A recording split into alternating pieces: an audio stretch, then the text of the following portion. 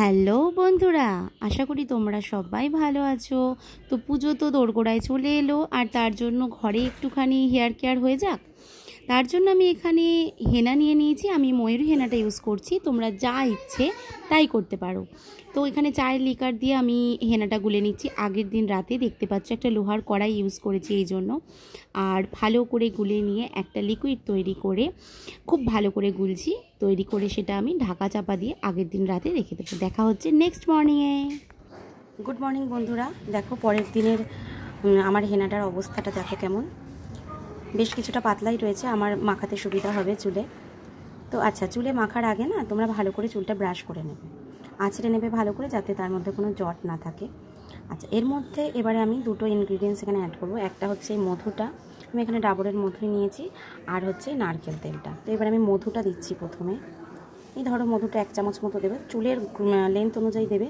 চুল বেশি হলে বেশি দেবে, আর কম হলে কম দেবে। আমি 1 চামচের মতোই দিলাম। নারকেল তেলটাও আমি এখানে ওই ধরো 1 চামচ মতোই দেবো।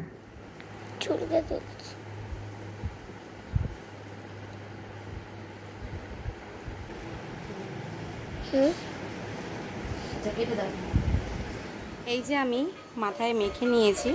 তো তোমরা চাইলে একটা হেয়ার মাস্ক দিতে পারো মাথায়, সেটা দিয়ে ঢাকা দিয়ে রাখতে পারো। আমি কিছু দেবো না, এটা আমি এই আধ ঘন্টার মতো রাখবো, তারপরেই আমি এটা ওয়াশ করে ফেলবো।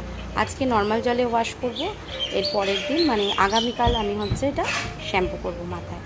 তো গায়ে একটা কালো ওড়না জড়িয়ে নিয়েছি, যাতে রঙটা লেগে না যায়। আরও অনেক জায়গায় লেগেছিলো, আমি এগুলো ওয়াইপস দিয়ে এই মাত্র মুছলাম। এখানে চারিদিকে লেগে গেছিলো। বাজে বেলা 12টা। তো ভেবেছিলাম আধ ঘন্টা মতো রাখবো চুলে হেনাটা, তারপর ধুয়ে ফেলবো। রাখবো, তো ওর পিছনে কাজ করতে করতেই এটা ওটা করতে করতে আমার দেরি হয়ে গেলে 1 ঘন্টা রাখা হয়ে গেল চুলে। তো চুলটা ওয়াশ করে নিয়েছি, আমি আর অন্য কোনো গামছা ইউজ করিনি। পুরো পুরো লক্ষ্মীর মতো হয়ে যাচ্ছে তোমার চুলটা, এমন করছো।